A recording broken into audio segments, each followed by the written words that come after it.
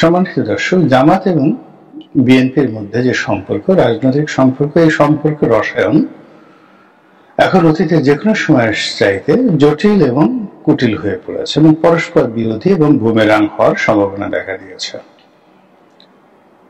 BNP জামাতকে রাজনীতিতে পুনর্বাসিত করেছে, আর জামাত সেই পুনর্বাসনের সুযোগ নিয়ে নিজেদেরকে এমনভাবে প্রতিষ্ঠিত করেছে যেন আগামীতে তারা পুরো দেশের ক্ষমতা তারা দখল করতে পারে, জয়লাভ করতে পারে, বিজয় লাভ করতে পারে, এবং তাদের মনের মধ্যে একটা সুপ্ত যে বাসনা, সেটা হলো তারা এমন সময় আসবে যে সময়টিতে তারা আধিপত্য বিস্তার করবে এবং বিএনপি তাদের গৃহপালিত রাজনৈতিক দল হবে বা বিরোধী দল হবে।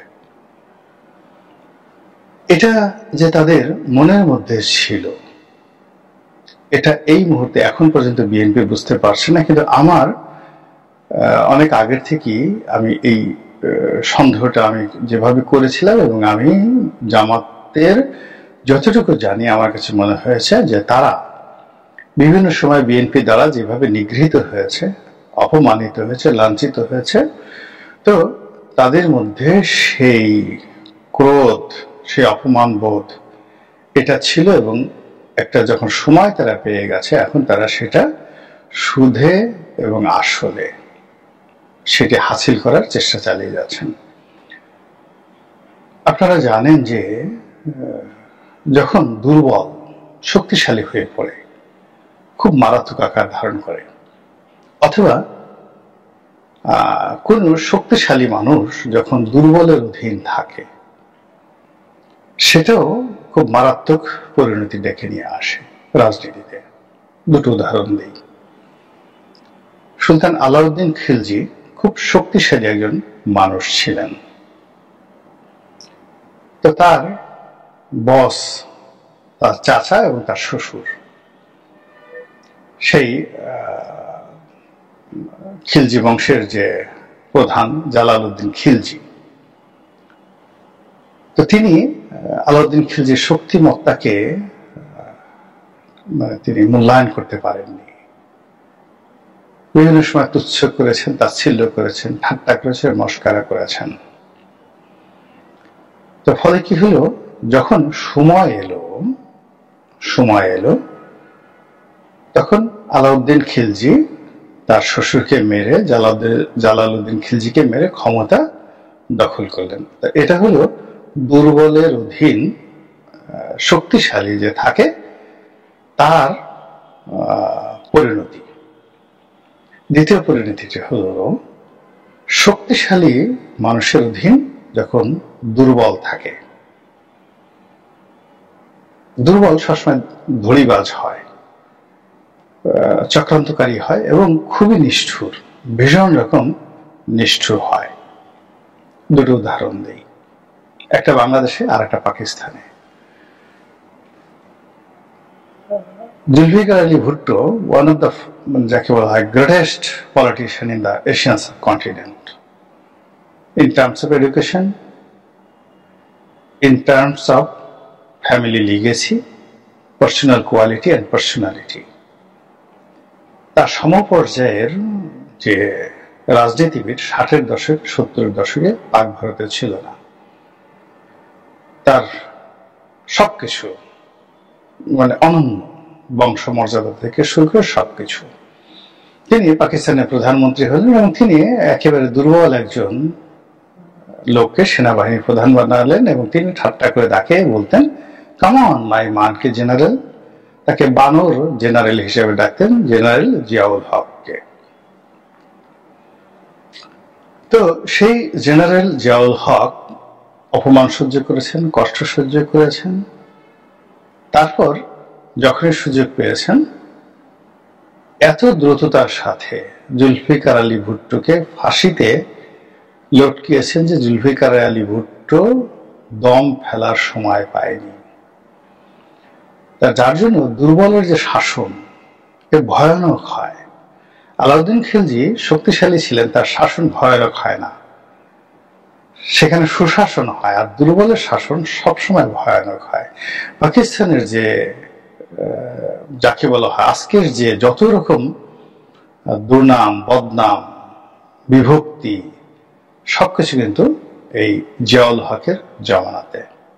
একইভাবে ইয়াহিয়া খান এক দুর্বল চিত্তের মানুষ ছিলেন, খুবই মেধাবী, খুবই পণ্ডিত, মদ খেতেন, সব খারাপ জিনিস ছিল, কিন্তু অ্যাজ এ জেনারেল হিসাবে one of the finest general in the Asia subcontinent who got their graduation from Royal Military Academy UK. ভারতে তার সমপর্যায়ের জেনারেল ছিল না, কিন্তু চিত্তটা ছিল দুর্বল। বাংলাদেশে খালিদ মোশাররফের একই অবস্থা ছিল, অসাধারণ বীর একজন জেনারেল ছিলেন, কিন্তু দুর্বল চিত্তের মানুষ। তো যাই হোক, এর ফলে কি হলো, এই বাংলায় যা কিছু হয়েছে এটা পাকিস্তান সামাল দিতে পারেনি ইয়াহিয়া খানের কারণে। এনিওয়ে, এখন জিয়াউর রহমান অত্যন্ত শক্তিশালী, স্ট্রেট ফরওয়ার্ড, স্ট্রিক্ট অ্যাডমিনিস্ট্রেটর। তার অধীনে জামাত অঙ্কুরিত হয়েছে। তো বোঝার চেষ্টা করুন যে ওখানে কি পরিমাণ তাপ এবং চাপ ছিল। এবং জিয়াউর রহমান এই যে শক্তিশালী একজন মানুষ, তিনি তার পরিবারকে কতটা চাপের উপর রাখতেন সেটা জিয়াউর রহমান সাহেব যখন প্রেসিডেন্ট ছিলেন ওই সময় বেগম জিয়ার ছবিগুলো দেখেন, ড্রেস কোড দেখেন, শাড়ি দেখেন, ভুরু দেখেন, তার যদি কোনো সাক্ষাৎকার থাকে, এমনকি জিয়াউর রহমান সাহেবের মৃত্যুর পর তার সাক্ষাৎকার দেখেন, তাহলে বুঝতে পারবেন যে তিনি পরিবারটাকে কতটা নিয়ন্ত্রণ করে রাখতেন। শ্বশুর বাড়ির লোক, নিজের বাড়ির লোকজন, ধারের কাছে 14 গোষ্ঠীর কাউকে ধারের কাছে ভিড়তে দিতেন না। আর দুটো সন্তান, তারেক এবং কোকোকে কিভাবে তিনি সোজা করে রেখেছিলেন জিয়াউর রহমান সাহেবের মৃত্যুর পর, যে তারেক রহমানের যে একটা সাক্ষাৎকার পাশে কোকো বসা ছিল, ওই যে যেখানে বলা হয়েছে সেই ফজলে লোহানী যে বিখ্যাত সাক্ষাৎকারটি নিয়েছেন, তো এই কথা শুনলে আপনি বুঝতে পারবেন যে কি পরিমাণ টাইট দিয়ে তার সন্তানদেরকে তিনি মানুষ করেছেন। ফলে কি হলো, জিয়াউর রহমানের অবর্তমানে এই তার যে পুরো যাকে বলা হয় যেটাকে তিনি নিয়ন্ত্রণে রেখেছেন, এটা কি অবস্থা হয়ে গেছে এটা এখন বিস্তারিত বলার দরকার নেই, আপনারা দেখলেই বুঝতে পারবেন। তো যেটা বলছিলাম যে এখন এই যে রাজনীতি, সেই রাজনীতির যে মনস্তাত্ত্বিক দিক, এটা সবসময় প্রতিশোধ পরায়ণ হয়। বাংলাদেশে যখন শেখ হাসিনাকে গৃহপালিত বিরোধী দল করা হলো 86 সনে, ওই অপমান শেখ হাসিনা ভুলেনি। সে এই গৃহপালিত বিরোধী দল হিসাবে এরশাদকে একেবারে পুরো 15টি বছর কবর পর্যন্ত পৌঁছাই দিছে এবং পুরো ফ্যামিলিটাকে, জাতীয় পার্টিটাকে শেষ করে দিয়ে গেছে প্রতিশোধ থেকে, যে আমাকে তুমি প্রতারণা করেছ, গৃহপালিত দল করেছ। একইভাবে আসম আব্দুর রব, শাহজাহান সিরাজ না, আসম আব্দুর রব, হাসানুল হক ইনু, রাশেদ খান মেনন, মতিয়া চৌধুরী, যারা বঙ্গবন্ধু এবং শেখ হাসিনাকে বিভিন্ন সময় জ্বালিয়েছেন, তাদেরকে ঘরের মধ্যে নিয়ে গৃহপালিত বিরোধী দল বানিয়ে তারপরে সেদ্ধ করেছেন ডিমের মতো, তারপর ভর্তা বানিয়েছেন, তার সঙ্গে আলু মিশিয়েছেন, তারপর চপ বানিয়েছেন, চপ বানিয়ে ভাজি করে সবাইকে এমন বানিয়ে দিয়েছেন যে এটা কি ডিম, আলুর চপ, ডিম চপ নাকি কি, এটা খেতে কেমন লাগে। এটা যারা ইনু সাহেবকে, মেনন সাহেবকে, মতিয়া চৌধুরীকে দেখেছেন তাদের যৌবনকালে আর পরবর্তীতে তাদের যে অপভ্রংশ, সেখানে আপনি বুঝতে পারবেন যে রাজনৈতিক প্রতিহিংসা কতটা ম্যাটিকুলাসলি একজন আরেকজনের উপর আরোপ করে। তো সেক্ষেত্রে সেই 75-এর 7ই নভেম্বর থেকে 2025 সন পর্যন্ত আজ অবধি জামাতের লোক বিএনপির দ্বারা পথে ঘাটে মাঠে যে অপমানিত হয়েছে, কষ্ট পেয়েছে, এটার একটাও তারা ভুলেনি।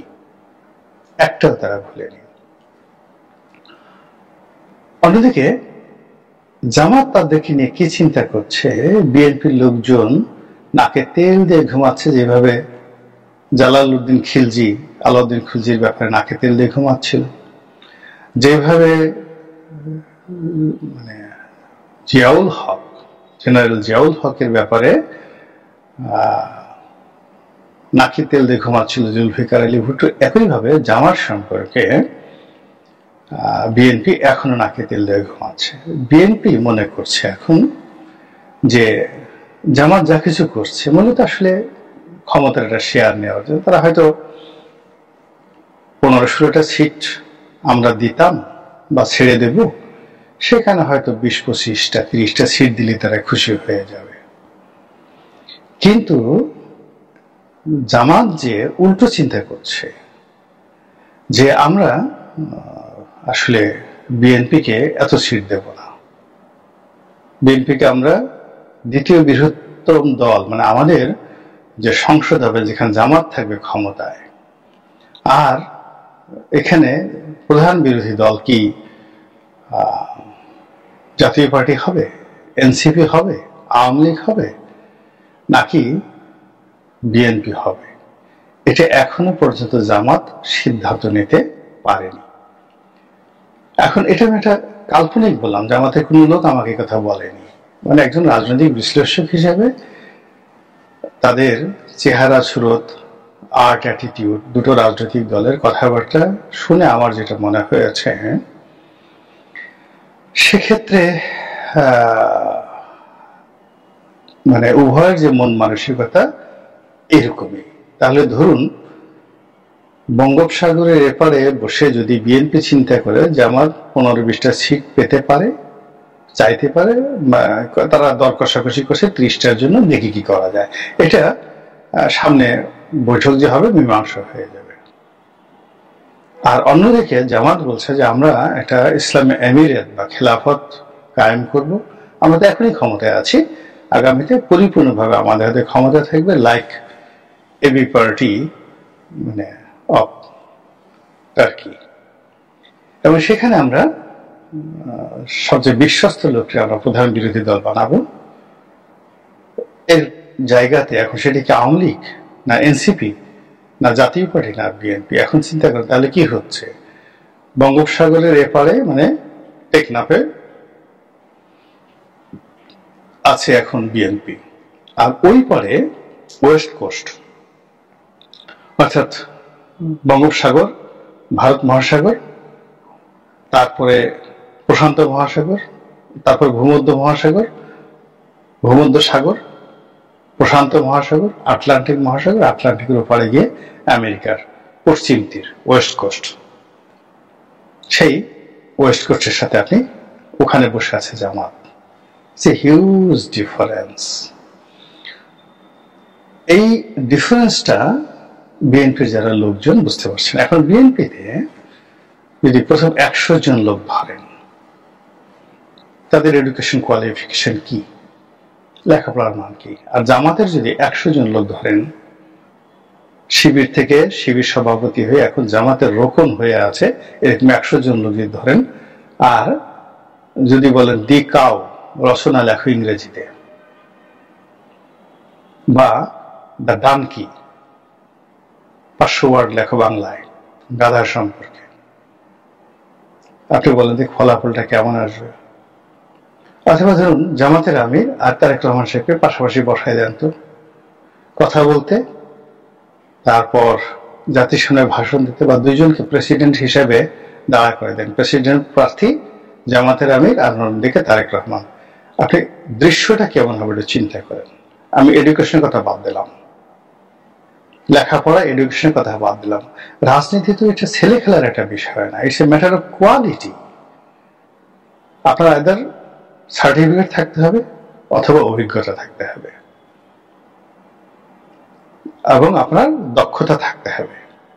তো সার্টিফিকেট, দক্ষতা, অভিজ্ঞতা এবং সর্বশেষ সফলতা, success ratio, and finally the respect. মানুষজন আপনাকে কি পরিমাণ রেসপেক্ট করে, ঠিক সেই জায়গাটাতে বিএনপি এবং জামাতের যারা লোকজন, এখন জামাতের যে সেক্রেটারি জেনারেল চুপচাপ মিনমিন করে কথা বলে, সেদিন শুনলাম ঢাকা বিশ্ববিদ্যালয়ের পলিটিক্যাল সায়েন্সে অল থ্রু ফার্স্ট ক্লাস পাওয়া। তার আগে কামরুজ্জামান সাহেবরা ছিলেন, কাদের মোল্লারা ছিলেন। আপনি তাদের রেজাল্ট জানেন, তাদের লেখাপড়ার মান জানেন কোন পর্যায়ে ছিল? তো সেখানে এই যে প্রতিযোগিতা হয়ে আমি যদি মনে করি যে আমি আধিপত্য করবো, আমি একজনের উপর আধিপত্য করবো, তার উপর শ্রেষ্ঠত্ব অর্জন করার জন্য তো আমার প্রথম লাগবে শিক্ষা। উইদাউট এডুকেশন আমি গালাগালি করতে পারবো, বাপ মা তুলে গালাগালি করতে পারবো, কিন্তু শিক্ষা ছাড়া আমি ওর মনে ভয় ধরাতে পারবো না। দ্বিতীয় লাগবে চরিত্র, ক্যারেক্টারিস্টিক্স, সৎ অসৎ। তৃতীয় যেটা লাগবে যে চরিত্রের পরে, সেটা হলো কর্ম। কেমন কর্ম করছে সে কি মুসি অথবা বেকার, সারাদিন ঘুমায় থাকে, নাকি কঠোর পরিশ্রম করে? পরিশ্রম করলে মানুষের ব্যক্তিত্ব থাকে আলাদা, পার্সোনালিটি থেকে আলাদা। এরপর পরিশ্রম করে সে কি সফল হয়েছে? গাড়ি বাড়ি, টাকা পয়সা, ধন সম্পদ, যেগুলো মানুষ লোভ লালসা থাকে, নিজের সৎ উপার্জন দ্বারাই সব লালসাগুলো সে পূর্ণ করে ফেলেছে। এখন রাষ্ট্রের ভান্ডার তাকে কোনো অবস্থাতেই আকৃষ্ট করবে না। এরকম লোকের সংখ্যা যারা রাজনীতিতে আসবেন, সফল হবেন, তাদের থাকতে হবে। জিয়াউর রহমান কেন সফল হয়েছিলেন? বিকজ তিনি নিজের পরিশ্রম দ্বারা সর্বোচ্চ পর্যায়ে চলে গিয়েছিলেন সেনাপ্রধান হিসেবে, এরপর থাকে না। তো এর কারণে কি হলো, তিনি একটা দুর্নীতিমুক্ত শাসন ব্যবস্থা করতে পেরেছিলেন। কিন্তু এরশাদ সাহেব কিন্তু সেটা পারেন। এর কারণে তিনি সবসময় সৌভাগ্যের বরপুত্র ছিলেন, সুযোগ সন্ধানী ছিলেন, সুযোগ গ্রহণ করেছেন। ফলে তার শ্রেষ্ঠ কাজের সঙ্গে তার মন্দ কাজগুলো একত্র হয়ে তাকে একটা জটিল মানুষে রূপান্তরিত করেছে। তো এখন এই যে জামাত বিএনপির উপর প্রভাব বিস্তার করবে, না বিএনপির উপর জামাত প্রভাব বিস্তার করবে, এবং আগামীতে বিএনপি এবং জামাতের যে রসায়ন, এটা কি পরিণতি হতে পারে? সাম্প্রতিক কালে আপনি দেখবেন যে এই গত 1 বছরে 10 বার তাদের মধ্যে সম্পর্কের টানাপোড়েন হয়েছে। বিএনপি চেষ্টা করেছে, জামাত ক্যাম্পকে আর পাত্তা দেয়নি। আর প্রতিবারই জামাতের কাছে ঘুরে ফিরে কখনো ডক্টর ইউনূসকে ধরে, কখনো এনসিপি কে ধরে, কখনো জামাতে আমিরের সাথে ব্যক্তিগতভাবে সম্পর্ক করে, কখনো জামাত অফিসে হাজিরা দিয়ে, কখনো জামাতের আমিরের বাসায় ফুল পাঠিয়ে, মূলা পাঠিয়ে, ফুল পাঠিয়ে, ফল পাঠিয়ে তারপরে জামাতের সঙ্গে সম্পর্ক স্থাপন করতে হয়েছে। কখনো জামাতের ডিমান্ড ফলো করতে হয়েছে। জামাত অকথ্য ভাষায় গালাগাল দিয়েছে তাদের লোকজন দ্বারা, ইউটিউবারদের দ্বারা জামাত তাদেরকে গালাগালি করে। তারপরে শেষে বিভিন্ন ক্যাম্পাসে ছাত্র সংগঠন দ্বারা তাদেরকে গালাগাল করে, রাজপথে তাদেরকে গালাগাল করে তাদের সমস্ত শরীরকে ছিন্ন বিচ্ছিন্ন করে দেয়। আবার বিএনপি মনে ভয় ধরিয়ে দেয় যে জামাতের সাহায্য ছাড়া আসতে পারবে না। They have everything, they have Pakistan, they have India, they have, মানে জামাত ইন্ডিয়ার পন্থী হয়ে গেছে। বিএনপির একটা দৌড়, ভয় ইন্ডিয়া দৌড় শুরু করে দিল। জামাত পাকিস্তান পন্থী হয়ে গেছে, বিএনপিকেও সেখানে যেতে হবে। জামাত চীনপন্থী হয়ে গেছে, তাদেরও সেখানে যেতে হবে। জামাত ইউরোপীয় ইউনিয়নে শক্তিশালী, অত্যন্ত শক্তিশালী, ব্রাসেলসে, লন্ডনে তাদের অনেক সংগঠন আছে, পুরো লন্ডন শহরটাই তাদের, বাঙালি কমিউনিটি। আমাদের এখানে দক্ষতা অর্জন করতে, অর্থাৎ তারা বারবার শুধু জামাতের কৌশলের কাছে ধরা খাচ্ছে এবং প্রতিবারই ধরা খেয়ে জামাতকে বড় করছে, নিজেরা ছোট হয়ে যাচ্ছে। এবং এই রসায়নে সামনে যে নির্বাচন যদি হয়, সেই নির্বাচনে কি ফলাফল আসতে পারে, আর সেই ফলাফলটা যে রেডি করে রাখা হয়েছে, শুধু ঘোষণা করা হবে, ফলাফল রেডি করে রাখা হয়েছে। কিন্তু আমি নিশ্চিত যে আজ থেকে 6 মাস আগে যে ফলাফল রেডি করা হয়েছিল, এবং সেখানে জামাতের যে কটা সিট ছিল আর বিএনপির যে কটা সিট ছিল, সেটা হেরফের হয়ে গেছে।